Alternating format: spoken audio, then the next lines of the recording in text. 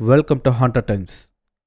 தமிழ்நாடு கேரளா பார்டர்ல இருந்த அந்த போலீஸ் ஸ்டேஷனுக்கு ராத்திரி 8 மணி வாக்கில் ஒரு ஃபோன் கால் வந்திருக்கு. அதில் பேசினவர் மூங்கில் பள்ளம் பகுதியில் இருக்க ஒரு வீட்டில் ரொம்ப சஸ்பீஷியஸான ஆக்டிவிட்டி நடக்கிறதாவும் உடனே வந்து என்னன்னு பாருங்கன்னு அந்த ஃபோன் காலில் சொல்லி இருக்காரு. அந்த காலை அட்டன் பண்ண இளங்கொன்ற இசை டீட்டெயில்ஸ் எல்லாம் வாங்கிக்கிட்டு ஸ்டேஷன்ல யாரும் ஆட்கள் இல்லாத காரணத்தால தனியாவே தன்னோட புல்லட்டை எடுத்துக்கிட்டு அந்த ஏரியாவுக்கு போயிருக்காரு. அங்க போனதும் குறிப்பிட்ட அட்ரஸ்க்கு முன்னாடி ஒருத்தர் நின்னுகிட்டு இங்க வாங்கன்ற மாதிரி கை காட்டவும் அவர் தான் கால் பண்ணிருப்பாருன்றத புரிஞ்சுக்கிட்ட இளங்கோ அவர்கிட்ட போய் வண்டியை நிறுத்திட்டு பேச ஆரம்பிச்சான். அப்போ அவர் ஒவ்வொரு விஷயமா சொல்ல ஆரம்பிச்சிருக்காரு. அப்படி அவர் என்ன சொன்னாரு இந்த வீடியோல பார்க்கலாமா?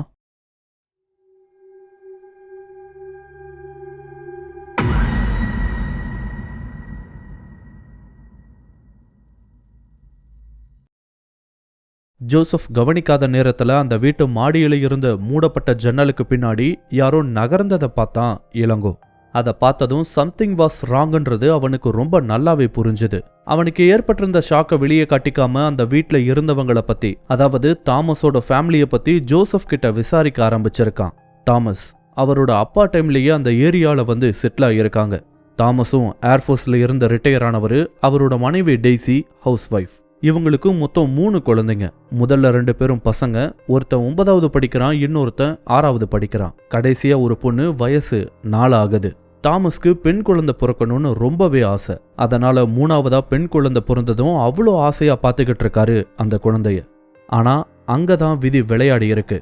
ஒரு 3 மாசத்துக்கு முன்னாடி தான் அந்த குழந்தை இறந்து போயிருக்கு. அப்போ தாமஸ் அழுகைய நாங்கெல்லாம் மறக்கவே இல்லைன்னு அவ்வளோ கொடுமையா இருந்துச்சுன்னு சொன்னாரு ஜோசப். அந்த நிகழ்வுனால தாமஸ் அப்படியே உடஞ்சு போயிருக்காரு போல. அவரோட மனைவியும் மற்ற 2 பசங்களும் நடந்த சம்பவத்திலிருந்து எப்படியோ வெளியே வந்திருக்காங்க. ஆனா தாமஸ்னால அப்படி இருக்க முடியல. அவரோட ஃபேமிலியை சேர்ந்தவங்க, ஜோசப், அவருக்கு தெரிஞ்சவங்கன்னு எல்லாருமே தாமஸ் கிட்ட பேசி அவரை தேத்தி கொண்டு வரதான் பார்த்திருக்காங்க. ஆனா அந்த குழந்தையோட இறப்ப தாமஸ்னால தாங்கிக்கவே முடியல. அதுக்கப்புறம் தான் தாமஸ் ரொம்ப வித்தியாசமா நடந்துக்க ஆரம்பிச்சாராம். ஜோசப் சொன்னதை வச்சு பார்க்கும்போது அவர் கூட காலையிலயும் சாயந்தரமும் அவரு கண்டிப்பா பேசாம இருக்க மாட்டாராம். ஆனா அந்த குழந்தை இறந்ததுக்கு அப்புறமா அதெல்லாம் அப்படியே நின்னு போக ஆரம்பிச்சிருச்சுன்னு சொன்னாரு. 1 மாசம் முன்னாடி வரைக்கும் அவங்க வீட்டுல இருந்தவங்களாச்சும் எங்க கூட பேசிக்கிட்டு இருந்தாங்க.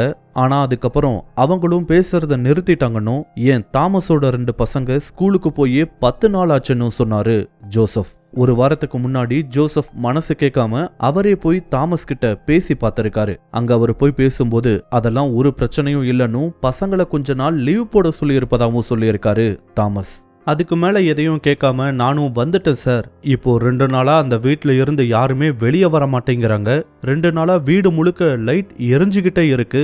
வீட்டுக்கிட்ட போய் நானும் என்னோட வைஃபும் கூப்பிட்டு பார்த்தோம், யாருமே வரலன்னு சொல்லி முடிச்சாரு ஜோசப். இதையெல்லாம் கேட்டுக்கிட்டு இருந்த இளங்கோ, எப்போ அந்த குடும்பத்தை சேர்ந்த யாரையாச்சும் கடைசியா பாத்தீங்கன்னு கேட்டதுக்கு ஜோசப், சார் நான் பக்கத்துல இருக்க டீ எஸ்டேட்ல மேனேஜரா இருக்கேன். சோ காலையில போனா ஈவினிங் தான் வருவேன். அதனால அவங்கள நான் பார்க்கவே இல்லைன்னு சொல்லியிருக்காரு ஜோசப். அவர் சொல்லி முடிச்சதும் பின்னாடி நின்னுகிட்டு இருந்த அவரோட மனைவி, சார் நான் பார்த்தேன்னு சொல்லி இருக்காங்க. இளங்கோ அவங்க பக்கம் திரும்பி எப்போ எங்க பாத்தீங்கன்னு கேட்டதுக்கு தாமஸோட மனைவி டெய்சி வீட்டுக்கு பின்னாடி ஏதோ பண்ணிக்கிட்டு இருந்தா சார். நான் துவைச்ச துணியெல்லாம் காயப்போட பின்பக்கமா போகும்போது தான் அவளை பார்த்தேன். அவளை கூப்பிட்டு பேச ட்ரை பண்ண சார். அவளும் ஒரு மாதிரி தயங்கிட்டே என்கிட்ட வந்தா.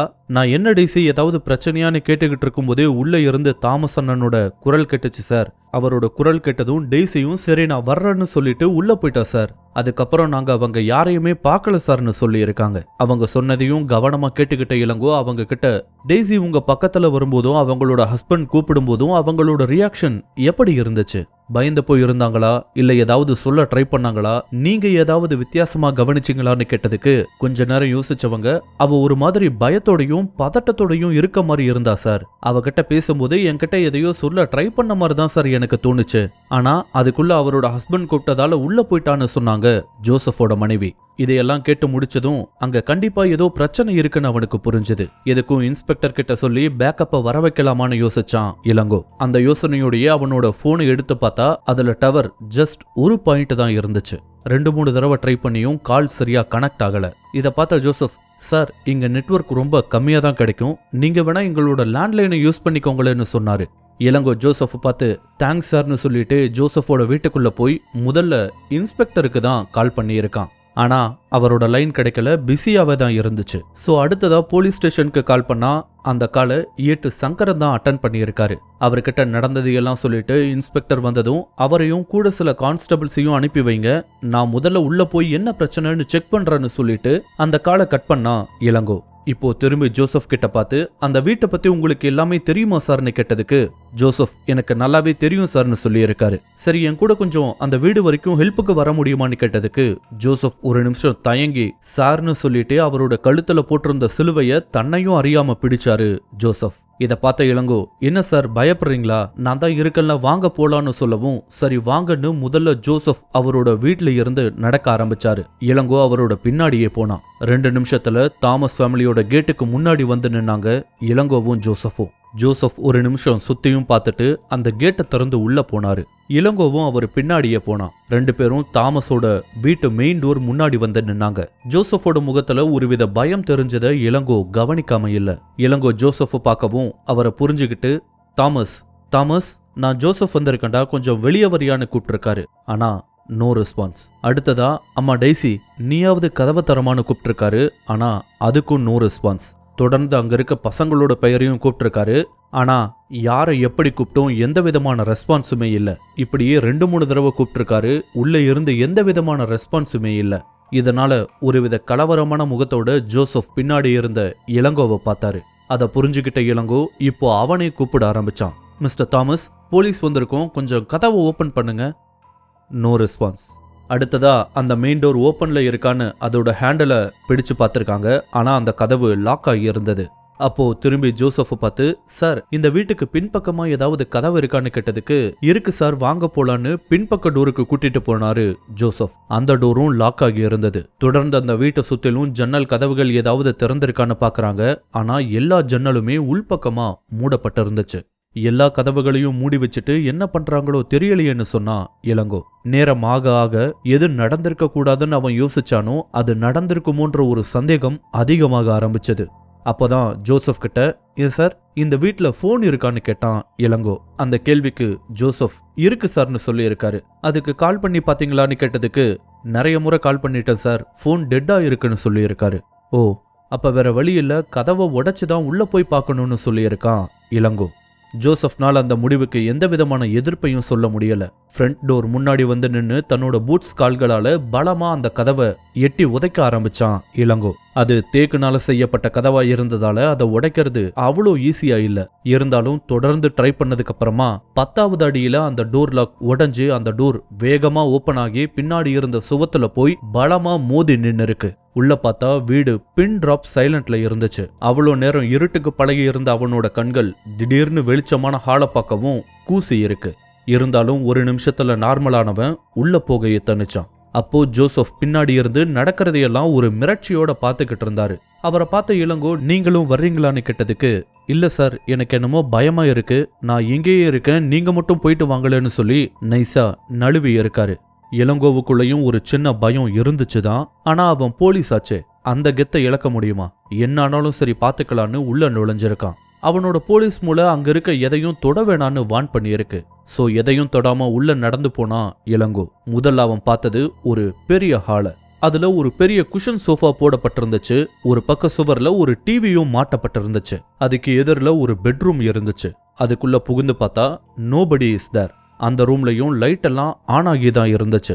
அந்த ரூம்ல இருந்த பெட் போர்வையெல்லாம் நீட்டா மடித்து வைக்கப்பட்டிருந்துச்சு. அண்ட் அந்த பெட்ரூம் ரொம்ப கிளீனாவும் இருந்துச்சு. அப்போ இந்த பெட்ரூமை யாரோ ரீசெண்டா யூஸ் பண்ணிருக்காங்க அண்ட் அதை கிளீன் பண்ணியும் வச்சிருக்காங்கன்றது அவனுக்கு புரிய வந்திருக்கு. அந்த ரூமை மறுபடியும் ஒரு முறை அப்படியே சுத்தி பார்த்துட்டு வெளியே வர எத்தனிக்கும் போதுதான் அந்த சிகப்பு கலர் டைரி அவனோட கண்ணில் பட்டுச்சு. அதை கர்ச்சீஃப்ல எடுத்து திறந்து பார்க்கும்போது முதல் பக்கத்துல டெய்சி தாமஸ்னு எழுதி இருந்துச்சு. அந்த டைரி தாமஸோட மனைவி டெய்சினால எழுதப்பட்டதுன்னு அதை பார்த்ததும் அவனுக்கு புரிய வந்துருச்சு. கடைசியா என்ன எழுதியிருக்காங்கன்னு தெரிஞ்சுக்கிறதுக்காக கர்ச்சீஃப்ல பிடிச்சபடியே கடைசி பக்கத்துக்கு போனான் இளங்கோ.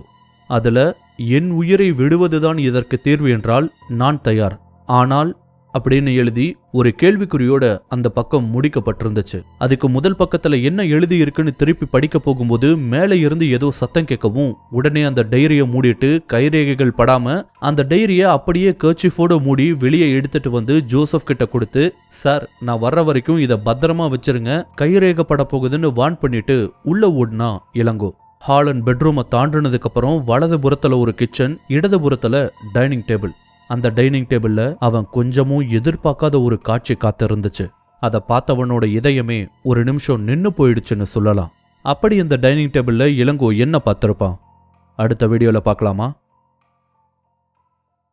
இந்த வீடியோ உங்களுக்கு பிடிச்சிருந்தா லைக் பண்ணுங்க, கமெண்ட் பண்ணுங்க, ஷேர் பண்ணுங்க. இதே மாதிரியான புதிய வீடியோக்களை பார்க்க மறக்காம ஹாட்டர் டைம்ஸ் சேனலுக்கு சப்ஸ்கிரைப் பண்ணுங்க. அண்ட் மறக்காம நோட்டிபிகேஷன் பெல் ஐகானையும் கிளிக் பண்ணி விடுங்க. தேங்க்யூ.